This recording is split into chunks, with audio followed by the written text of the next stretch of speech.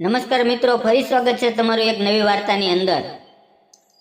મિત્રો, હું ડૉક્ટર હતો. મારી પાસે એક સુંદર યુવતી હોસ્પિટલમાં આવી. તે રડી રહી હતી.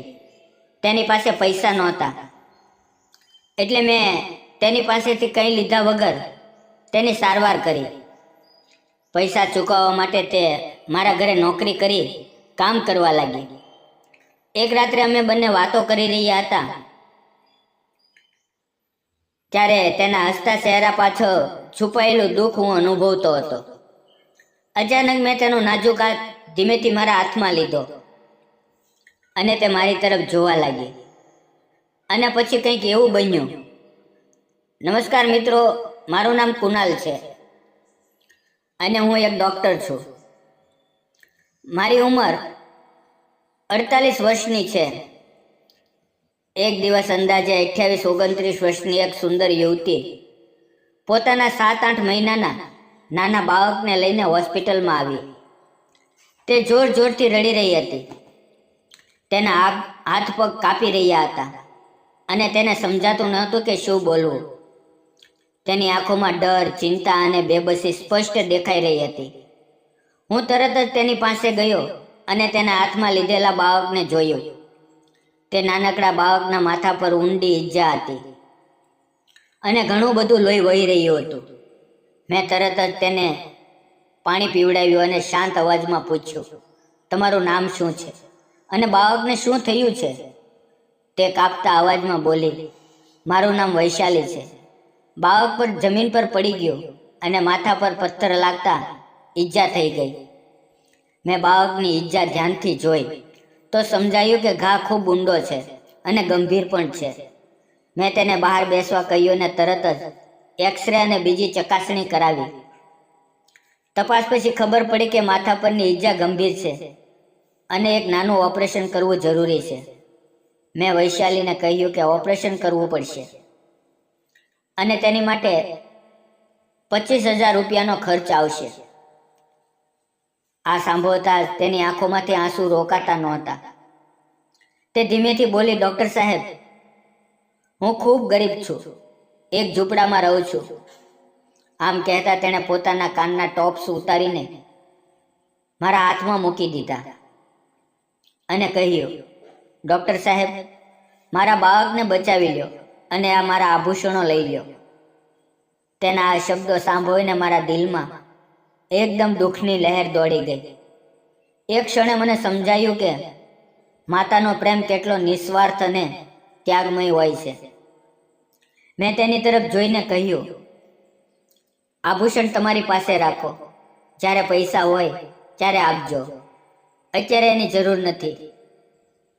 તે વારંવાર મારો આભાર માનતી હતી અને મારી આંખોમાં પણ આંસુ આવી ગયા. મેં તરત જ ઓપરેશન થિયેટરમાં જઈને બાળકનું ઓપરેશન શરૂ કર્યું.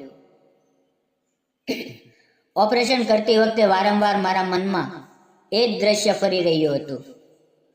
મને ખૂબ દુઃખ થઈ રહ્યું હતું, પરંતુ મેં પોતાને સંભાળ્યો અને પૂરી લગનથી ઓપરેશન કર્યું. થોડા સમય બાદ ઓપરેશન સફળતાપૂર્વક પૂરું થયું અને હું બહાર આવ્યો.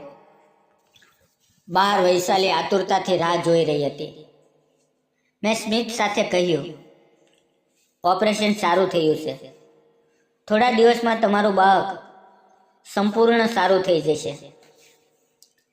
મારી વાત સાંભળતા જ તેના ચહેરા પર રાહત અને ખુશીના ભાવ આવી ગયા. કેટલાય દિવસો સુધી હું રોજ સવારે અને સાંજે બાળકને જોવા જતો રહ્યો. વૈશાલી હંમેશા મારો આભાર માનતી. અંદાજે 1 અઠવાડિયામાં બાળક બિલકુલ ઠીક થઈ ગયો અને ડિસ્ચાર્જનો સમય આવી ગયો. મેં છેલ્લી વાર બાળકની તપાસ કરી અને વૈશાલીને કહ્યું, તમારું બાળક હવે સંપૂર્ણ સ્વસ્થ અને સારું છે. તમે જઈ શકો છો. પછી હું મારા કેબિનમાં બેઠો હતો ત્યારે વૈશાલી અંદર આવી. તેણે પોતાની થેલીમાંથી પૈસાનો એક બંડલ કાઢીને મારી ટેબલ પર મૂકી દીધું. મારી નજર તરત જ તેના ગળા અને કાન પર ગઈ. ત્યાં આભૂષણ નહોતા. મને સમજાઈ ગયું કે તેણે પોતાના આભૂષણ ગીરવે મૂકીને અથવા વેચીને આ પૈસા લાવી છે. મેં તરત જ પૈસા લેવાનો ઇનકાર કર્યો અને કહ્યું, વૈશાલી, આ તમે ખોટું કર્યું છે.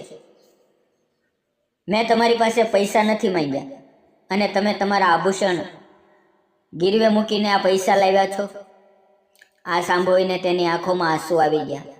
તે બોલી, સાહેબ, મને પણ આ યોગ્ય નથી લાગતું, પરંતુ તમે મારી સોના જેવી દીકરીનો જીવ બચાવ્યો છે. આ મારા માટે આખી જિંદગીનું ઋણ છે. તેના શબ્દો સાંભળીને મારા મનમાં એક જ વિચાર આવ્યો. ડૉક્ટર બનીને મેં ઘણા લોકોના જીવ બચાવ્યા છે, પરંતુ માતાની આંખોમાં એવો નિસ્વાર્થ પ્રેમ અને આભાર જોઈને જે સંતોષ મળ્યો તે કોઈ પણ પૈસાથી ખરીદી શકાય નહીં. પછી તે બોલે, મારા ગળા અને કાનના સોનાની શું કામ ચિંતા કરો છો? મારી દીકરી જ મારા માટે સોનું છે. તેના આ શબ્દો સાંભળીને હું પણ ભાવુક થઈ ગયો. મેં તરત જ તેને પૈસા પાછા આપ્યા.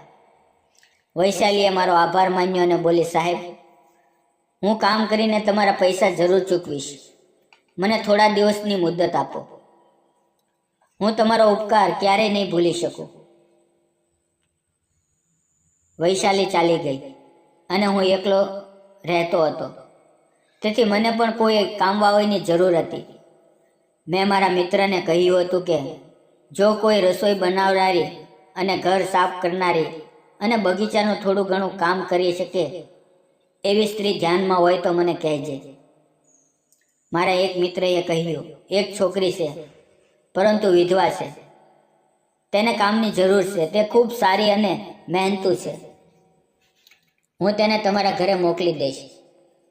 તમે તેની સાથે વાત કરી લેજો. મેં તરત જ હા પાડી. આમ જ 1-2 દિવસ વીતી ગયા અને એક દિવસ રવિવાર હતો.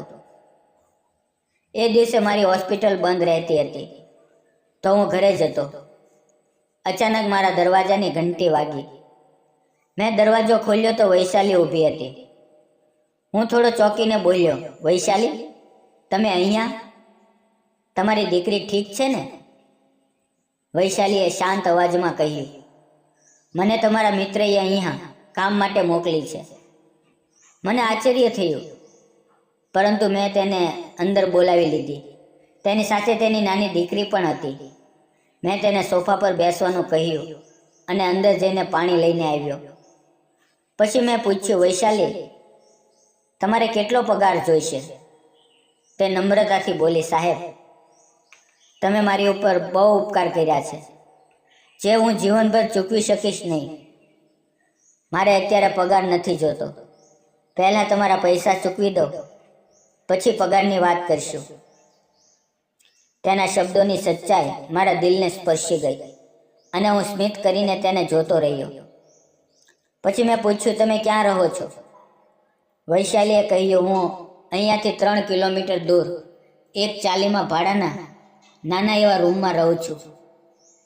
આ સાંભળીને મને ઘણું દુઃખ થયું કે આટલી નાજુક અને સુંદર યુવતી પોતાની નાની દીકરી સાથે આવી સ્થિતિમાં રહે છે અને તેને પોતાનો કોઈ સહારો નથી. મેં તેને કહ્યું, વૈશાલી, જો તમારી ઈચ્છા હોય તો તમે મારા ઘરે રહી શકો છો. મારું ઘર ઘણું મોટું છે અને તમે ઘણા દૂર રહો છો. ઉપરથી તમારી નાની દીકરીની સંભાળ લેનાર પણ કોઈ નથી.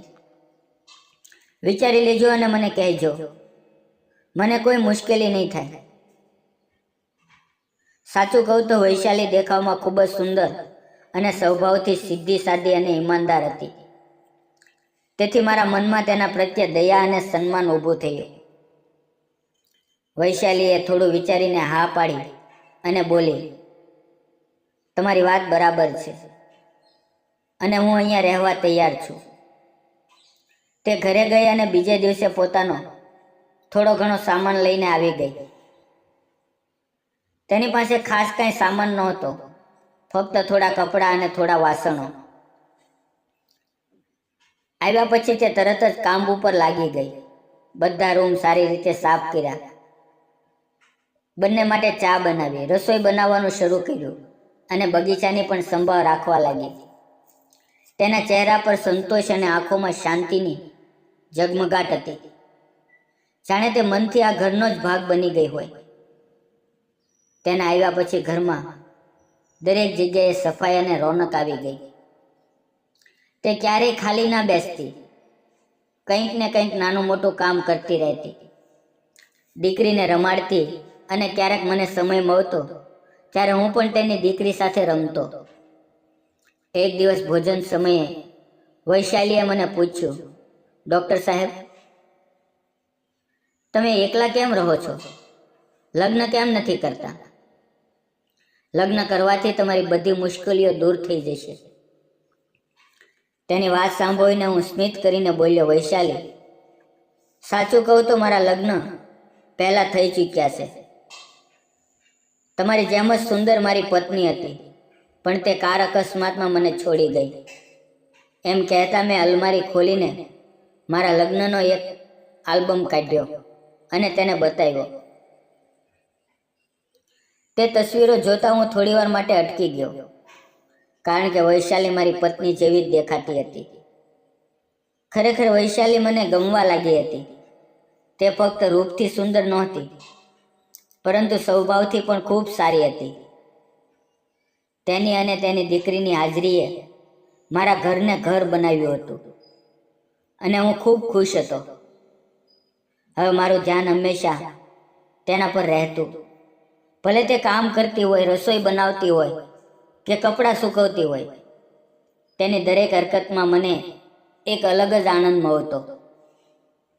એક સાંજે હું મારા રૂમમાં પડ્યો હતો. મને તરસ લાગી તો મેં વૈશાલીને અવાજ આપ્યો. થોડી જ વારમાં તે પાણીનો ગ્લાસ લઈને આવી. ગ્લાસ આપતી વખતે અમારા હાથ હવેથી અડ્યા અને એ પવે મારા દિલમાં એક અજાણી ધડકન જન્મી. પાણી પીને મેં ગ્લાસ ટેબલ પર મૂક્યો અને કહ્યું, વૈશાલી, અહીંયા બેસ, મારે તારી સાથે વાત કરવી છે. તે થોડી ગભરાઈને બોલી, શું થયું ડૉક્ટર સાહેબ? મેં પૂછ્યું, વૈશાલી, તું બીજા લગ્ન કેમ નથી કરતી? તું એટલી સુંદર, યુવાન અને આકર્ષક છો. તને જરૂર કોઈ સારો પતિ મળશે. મારી વાત સાંભળીને તેની આંખોમાં આંસુ આવી ગયા અને તે બોલી, સાહેબ, ભલે હું બીજા લગ્ન કરી લઉં, પરંતુ તે માણસ મારી દીકરીને સ્વીકાર કરે એ જરૂરી છે. મારી દીકરી મારી માટે બધું છે.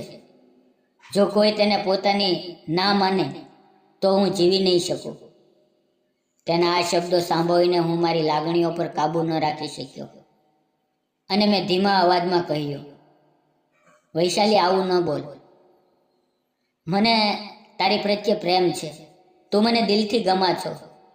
શું તું મારી સાથે લગ્ન કરીશ? મારી વાત સાંભળીને તે ચોંકી ગઈ. તેની આંખોમાંથી આંસુ નીકળ્યા. તે ધીમેથી બોલી, ડૉક્ટર સાહેબ, તમે ખૂબ સારા છો. તમે શરૂઆતથી જ મારી મદદ કરી છે. મારી અને મારી દીકરીની સંભાળ લીધી છે. મને પણ તમે બહુ ગમો છો અને હું તમારી સાથે લગ્ન કરવા તૈયાર છું. મેં તેને વચન આપ્યું કે તેની દીકરીને ક્યારેય પારકી લાગવા નહીં દઉં. તેને મારી પોતાની દીકરી માનીને ઉછેરીશ અને જેટલો પ્રેમ વૈશાલીને આપું એટલો જ તેને આપીશ. તે મને ગળ પડીને રડવા લાગી અને અમે પ્રેમની દુનિયામાં ખોવાઈ ગયા. થોડા દિવસોમાં અમે કોર્ટમાં ગયા અને કોર્ટ મેરેજ કરી લીધા. આજે હું અને વૈશાલી ખૂબ જ ખુશી અને સંતોષ સાથે જીવી રહ્યા છીએ. મિત્રો, ક્યારેક ભગવાન અમારી જિંદગીમાં એવા લોકોને મોકલે છે જેની સાથે લોહીનો નાતો ન હોવા છતાં તે આપણા માટે પરિવાર બની જાય છે. એક મદદનો હાથ, એક સહારા ભરેલો શબ્દ અને થોડો પ્રેમ, બસ એટલું જ પૂરતું હોય છે કોઈની જિંદગી બદલવા માટે.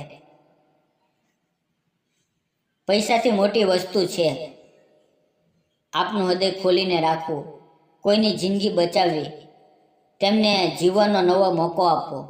આ સાચી ઈશ્વર ભક્તિ છે.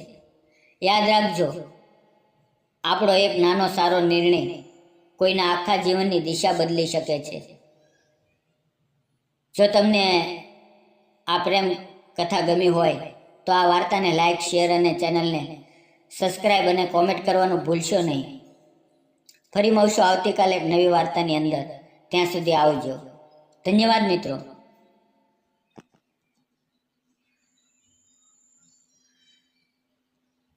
વિડીયોમાં આવેલા નામ, પાત્ર અને ઘટના ફક્ત કાલ્પનિક હતા. તેનો કોઈ પણ વ્યક્તિ, જાતિ કે ધર્મ સાથે સંબંધ નથી. આ વિડીયો ફક્ત ને ફક્ત મનોરંજન માટે બનાવવામાં આવેલો હતો.